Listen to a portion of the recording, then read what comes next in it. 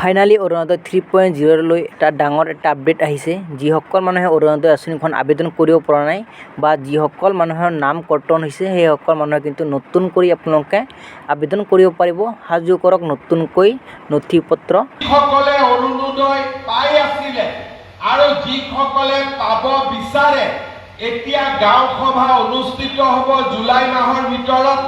আপোনালোকে যাতে সকলোৱে গাঁও সভাত অংশগ্ৰহণ কৰে আৰু অৰুণোদয় আঁচনিৰ বাবে নিজৰ আবেদন দাখিল কৰে। অহা 10 ছেপ্টেম্বৰ তাৰিখৰ পৰা আমি আমাৰ ৰাজ্যত 40 লাখ লোকক অৰুণোদয় আঁচনি দিয়াৰ কাম আৰম্ভ কৰিম। বৰ্তমান 22 লাখ লোকে পাই আছে আৰু 10 ছেপ্টেম্বৰৰ পৰা 40 লাখ পৰিয়ালে অৰুণোদয় আঁচনি লাভ কৰিব।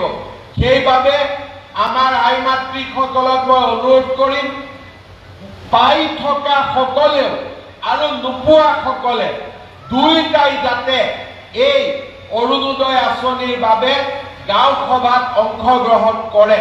ফাইনালি অৰুণোদয় 3.0 লৈ এটা ডাঙৰ এটা আপডেট আহিছে। যিসকল মানুহে অৰুণোদয় আঁচনিখন আবেদন কৰিব পৰা নাই বা যিসকল মানুহৰ নাম কৰ্তন হৈছে সেইসকল মানুহে কিন্তু নতুন কৰি আপোনালোকে আবেদন কৰিব পাৰিব। সাজু কৰক নতুনকৈ নথি পত্ৰ। আবেদন কৰিলেই লাভ কৰিব অৰুণোদয় আঁচনিখন। যিসকল মানুহে এতিয়ালৈকে অৰুণোদয় আঁচনিখন আবেদন কৰা নাই সেইসকল মানুহে কিন্তু আবেদন কৰিব পাৰিব। তো ইয়া মোৰ কথা নহয়, এইটো ডক্টৰ হিমন্ত বিশ্ব শৰ্মা ছাৰে নিজ মুখেৰে ঘোষণা কৰিছে ইয়া। তো যিসকল মানুহে আবেদন কৰিব পৰা নাই সেইসকল মানুহে আবেদন কৰিব পাৰিব। তো যদি আপোনালোকে প্ৰথমবাৰলৈ এই চেনেলটো ভিজিট কৰি আছে, চেনেলটো ছাবস্ক্ৰাইব কৰি ৰাখক এনেকুৱা ধৰণৰ নতুন নতুন ভিডিঅ'বোৰ পাই থাকিবলৈ। তো আপোনালোকৰ বন্ধু বান্ধৱীসকললৈ ভিডিঅ'টো শ্বেয়াৰ কৰি দিব যাতে সেইসকল মানুহে নতুন কৰি আবেদন কৰিব পাৰে।